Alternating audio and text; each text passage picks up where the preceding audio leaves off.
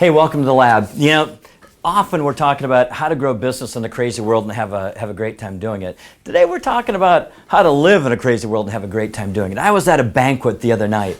It was the end of the season football banquet, and after we're done eating, of course there's people sitting around, and of course the conversation gravitates to kids because that's what we all have in common. And this well-intending parent, kind of across the table, this guy said, I was having a conversation with my son the other night, who's like, I think his second year in college, and who's really is kind of a creative kid and loves creative writing and literature and that sort of thing.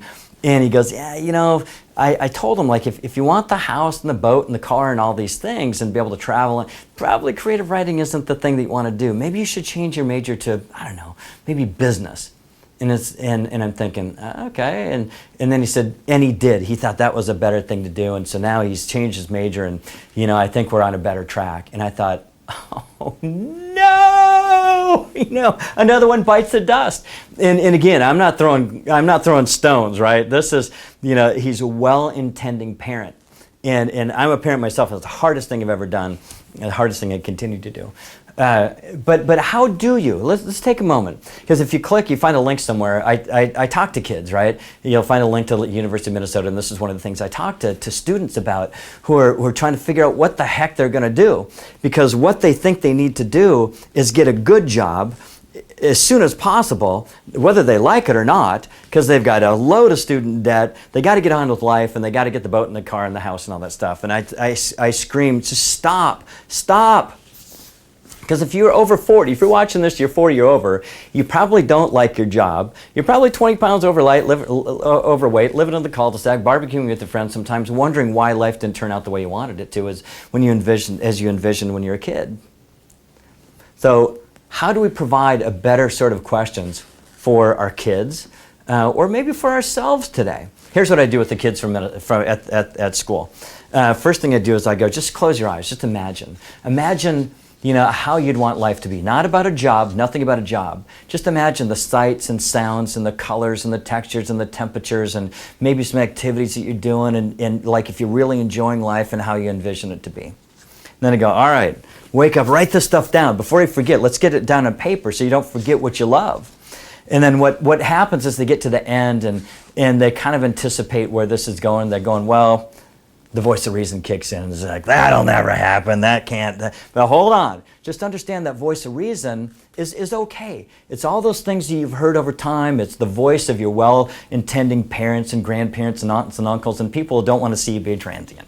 That's okay. But then it's critical to ask yourself this question. How would I? If I wanted to fund that lifestyle that I imagined with what I love to do, how would I? How would that happen? And it's interesting is the answers start coming. Well, I could do these things, and I could, then it's like, and after you kind of wind down with that, the voice of reason kicks in again and says, no, that'll never happen. But do you realize that for some people it actually does work?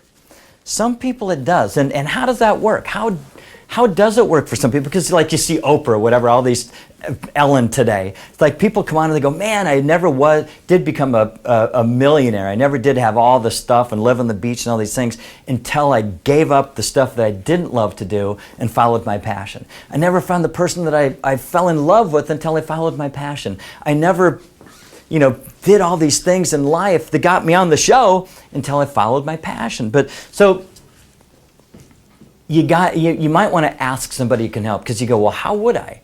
And if you don't know, then you go, well, who would I ask that might know?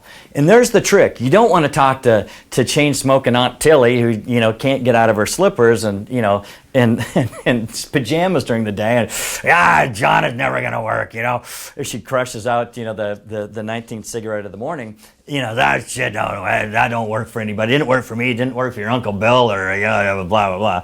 So you got to find somebody who can help. Figure it out. I mean, if you really want it, then figure it out. And it's all about how you play your cards, right? So if you did, let's say, creative writing, how could we make this work for this kid? He's probably not going to, if he wants to get a job or wants to get a major in creative writing and literature or whatever, maybe you should get a minor in business. I don't know. Those two together might get him in the door somewhere. Is he going to tumble out of school and get a job as a creative writer at General Mills or Cargill or Ford Motor Credit or whatever and get a good job? Probably not. He's probably going to have to be more creative. The people that get all the cool stuff in life don't do what the crowd does. They go, you know what, I'm going to do this differently. I'm going to imagine it, I'm going to clarify it, I'm going to ask myself what if, and I'm going to find somebody who can help me, and I'm going to take action. These are the steps. So he might want to get out of school and go, okay, I'm probably not going to be able to get a job with these bigger companies. I'm going to have to ask somebody who can help me figure this out. Who can I go to that I know that's maybe a smaller, medium business owner and go, how would I do this? How could I take this creative writing and get a job where I can get these things? Maybe they want to do this now while they're in college so that they can plan what they're doing a little bit more. So that the classes that they take or the projects that they do are directly relevant to things that they can then apply when they get out. Again, you know how much I'd pay for a creative writer who can make an impact, who can connect, and I have way more than the standard MBA, way more. Isn't that weird and ironic? So imagine, get clear, ask yourself, and then find somebody who can help if you don't know. And then what you want to do is you want to take the magic in this too is to actually make it happen. Is you got to act. And before your energy goes away, because tomorrow you wake up afraid again, the voice of reason will control you. So while you're still high on the deal, you got to take 2 actions. Call 2 people who can help you. But that's what I run through with the kids at school, and you see some of them, not all of them, because some of them are still stuck. They never get beyond. Still 80% of them are going to get out and follow the path because they didn't take action. They didn't actually do the drill. Some of them go. You can see the lights come on. You can see they sit up straighter and they're writing things down and they ask questions afterwards and they're kind of lit up about it. What if it actually worked? What if the kid with creative? What if you did it for yourself? Anyway, so what I wanted to share with you today. Glad you're here. If you have any questions, you know what? One of the things one of the reasons I wrote Rewire I didn't write Rewire to make money. I wrote Rewire to help. If you've got kids or I would love to get them a copy of Rewire. Ask me, I'll get them a copy of Rewire. Because some of it's not just about business, it's about life in a crazy world and having a good time doing it, and I would love to be able to provide that. So just ask me, I'd be more than happy to. Make some comments below. Glad you're here. See you next time. Thanks.